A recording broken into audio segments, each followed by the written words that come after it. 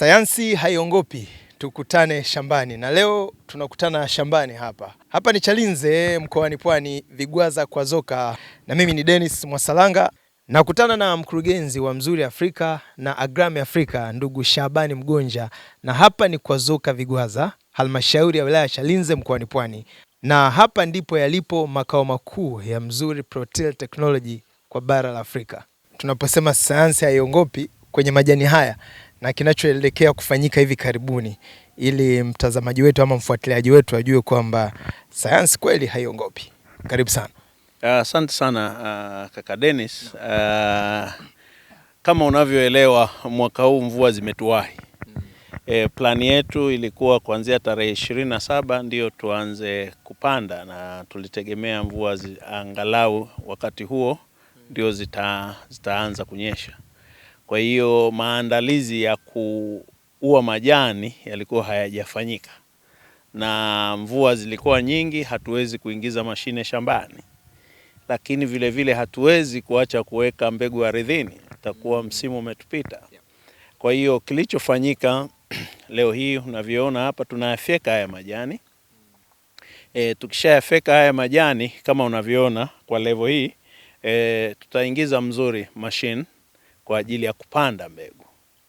Tukishaingiza Mzuri, kesho yake tunaua majani. Kwa hiyo majani yale mpaka yatakapoota tena itachukua mwezi 1.5 mpaka 3. Wakati huo mbegu tayari itakuwa iko mbali sana. Kwa hiyo itashinda nguvu majani. Kwa hiyo mwaka huu tatumia kama eka 100, talima eka 100, eka 70 talima alizeti, eka 30 talima choroko.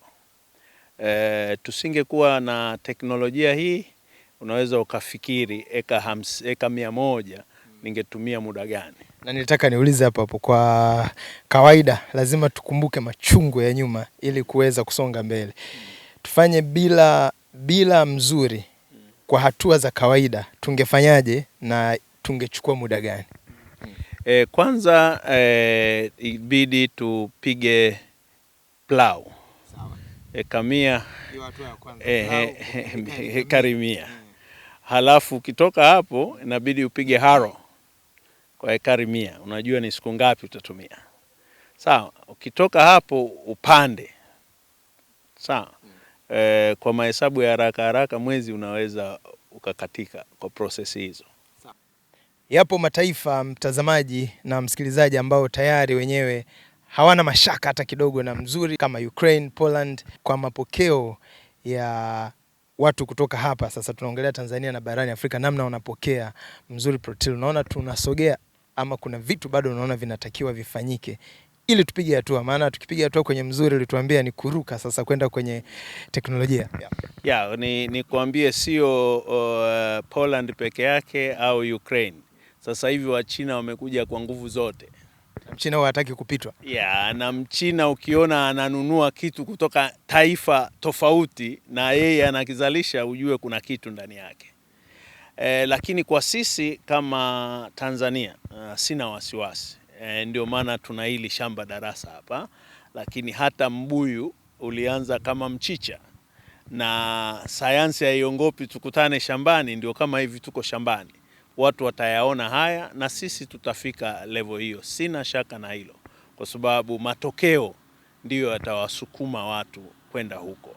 Na nafikiri sasa hivi serikali inahimiza kilimo hifadhi. So kwa kutumia Mzuri Protein Technology tutapata mambo mawili. Kwanza tutazalisha kwa tija, lakini ekari za kukava kwa kilimo hifadhi zitaongezeka kwa haraka.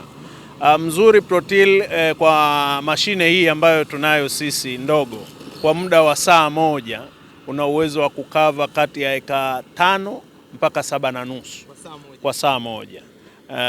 Ndio maana unaona unafanya kazi kubwa kwa muda kidogo. Lakini sasa hivi tuko kwenye crisis. Sawa, mafuta bei imekwenda juu. Sasa mkulima kama mkulima inabidi uhesabu kila pence. Mafuta sasa hivi ni 3,820 na kitu. Unaona hapa hatujafika Kigoma bado. Sasa kama ningetumia diski halafu nikaja Haro, halafu nikaja Planter. Ningetumia mafuta mengi sana, lakini sasa hivi nitakachokifanya, sipigi diski wala plau, lakini speed ya kukata hizi nyasi isingekuwa timing ya weather. Ningeua tu majani, nisingefyeka kama hivi, halafu baadaye nikapanda mbegu moja kwa moja. Kwa hiyo ningesave pesa nyingi kwenye mafuta, lakini na muda ningeusave kwa kiasi kikubwa. Kwa hiyo mimi nina imani kwa hiki ambacho tunachokifanya hapa watu wataona, na mkulima mwerevu siku zote anataka faida. Sasa wakiona muda ambao tumeutumia ni kidogo, lakini gharama ni kidogo, lazima wangeipokea teknoloji hii. Mwaka huu kama unavyojua, mwezi wa pili tulikuwa na kongamano la zana za kilimo, wanaita kilimo endelevu. Lilifanyika hapa, nchi zote 54 za Kiafrika zilikuwepo hapa. Tukabahatika kwenda Chauru kuonyesha jinsi teknoloji inavyo perform. Wana ushirika walivyoiona hii teknoloji waliipokea kwa mikono miwili, lakini bahati mbaya kama vile tunavyosema, mvua zikatuwahi, lakini walikuwa tayari kutumia teknolojia hii kwa ekari 600. Kwa hiyo tungefanikiwa kufanya lile zoezi kwa ekari 600, tayari tungebadilisha mindset za wakulima wa mpunga, kwa sababu mzuri anadondosha aina yoyote ya mbegu.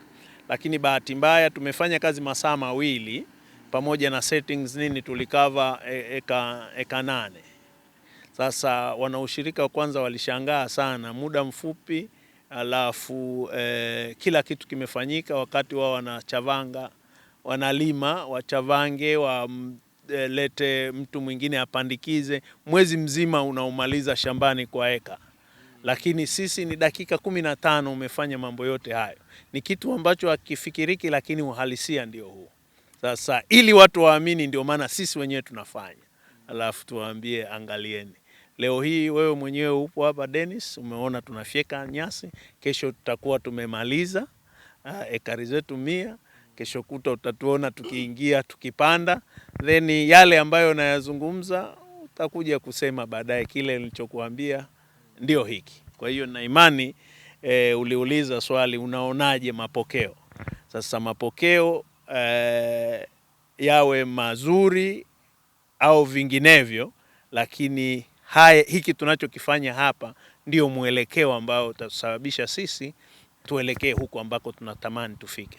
Miongoni mwa maneno ambayo naondoka nayo ni mkulima mwerevu siku zote atahitaji faida, ukiacha lile la awali ambalo nilikopi pia kwa mkurugenzi wa Mzuri kwamba sayansi haiongopi, tukutane shambani. Sasa kwa siku zijazo, utayari wa Mzuri kuwapokea wakulima na kuwakumbatia, kuwanyunyizia maarifa, natamani kusikia utayari wenu kufanya kazi eneo lolote Tanzania, au kwa sasa bado tupo Vigwaza tu? Hapana, sisi sehemu yoyote ambapo uhitaji utakuwepo, sisi tupo, tutakwenda, tutafika, kwa sababu nia yetu ni teknolojia hii isambae katika nchi yetu, lakini nchi yetu ndio iwe kitovu cha teknolojia ya Mzuri Protil. Kwa hiyo mataifa mbalimbali kutoka Afrika yatakuja hapa kujifunza hili, kama walivyokuja Chauru pale kujifunza. Kwa hiyo tunatarajia wengi watakuja kujifunza kutoka kwetu, lakini tutajitahidi kadri ya uwezo, kabla ya kufika huko sisi ndio tuwe wabobezi na tufaidike kwanza, then wengine ndio wafuate. Hiyo ndio nia yetu na hiyo ndio dhamira yetu. Kwa hiyo sisi mlango uko wazi, wale watakaokiona hapa then tutawafuata huko waliko, na kuna baadhi ya Watanzania wenzetu wameshaonyesha nia ya kumiliki mashine kama hizi. Kwa hiyo tunakwenda, ni hatua ambayo tunafurahia. Ukiona mtu tayari ana utayari wa kuthubutu, na wengine walishasafiri kwenda kuona Mzuri anapozalishwa, safiri mpaka Poland, utaona ni mtu yuko serious kiasi gani, mpaka kwenda kuona kufika kiwandani na kuona mashine zinavyozalishwa. Kwa hiyo tunakwenda, kupiga hatua. Yeah. Nikushukuru kwa leo. Naamini anayetufuatilia tuendelee kutufuatilia kwenye mitandao yetu ya kijamii, pia YouTube ya Mzuri Africa Media. Tutaendelea kukuletea hatua kwa hatua kile ambacho kinatokea hapa, lakini pia na wenzetu ambacho wanakifanya ili sisi pia tusiachwe nyuma. Kwa leo nakushukuru sana. Labda kama kuna neno lingine ama kwa leo tunakomea hapa. Hapana, karibu sana Dennis, na ninachotaka kuhakikishia siku zijazo tutakuwa na TV maalum kwa ajili ya hiki tunachokifanya. Kwa hiyo tutaelimisha kama ulivyosema, sio sisi tu hapa na wengine ambao wanatumia teknolojia hii na teknoloji nyingine, ili wote tuende sambamba na hao ambao wanailisha dunia wanatumia maarifa gani, ili na sisi tuyatumie tuweze kufaidika. Asante sana.